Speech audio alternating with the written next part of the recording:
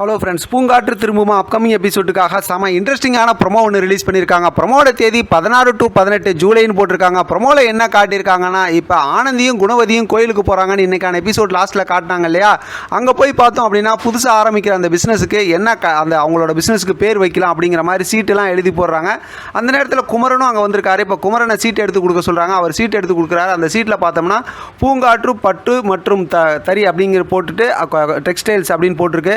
உடனே அந்த சீட் எடுத்துட்டு அவங்க ரொம்ப சந்தோஷப்படுறாங்க. அடுத்து அவங்க அம்மாவும் கோயிலுக்கு வந்திருக்கிறதுனால உங்கள் அம்மாவும் எனக்கு ரொம்ப நல்லா தெரியும் அப்படிங்கிற மாதிரி ஆனந்தி சொல்கிறாங்க. நல்லா அறிமுகமாகிக்கிறாங்க, சந்தோஷமாக பேசுகிறாங்க. அடுத்து ஆனந்தி பார்த்தோம்னா அந்த பிஸ்னஸ் ஆரம்பிக்கிறாங்கல்ல, அந்த திறப்பு விழாக்கு வரணும்னு சொல்லிட்டு இப்போ குமரன் வீட்டுக்கு ஃபோன் பண்ணுறாங்க. குமரன்ட்டையும் பேசுகிறாங்க. அந்த நேரத்தில் பார்த்தோம்னா வீரா ஃபோன் பண்ணுறாங்க.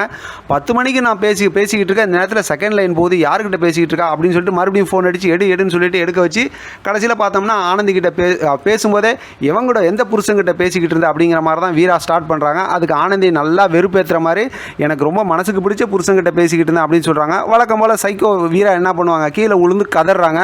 செம்ம சூப்பராக இருந்துச்சு ப்ரோமோ. இதை பற்றின உங்களோட கருத்து கமெண்ட் பாக்ஸில் தெரியப்படுத்துங்க. தொடர்ந்து ஆதரவு கொடுங்க. தேங்க்யூ ஃப்ரெண்ட், தேங்க்ஸ் ஃபார் வாட்சிங்.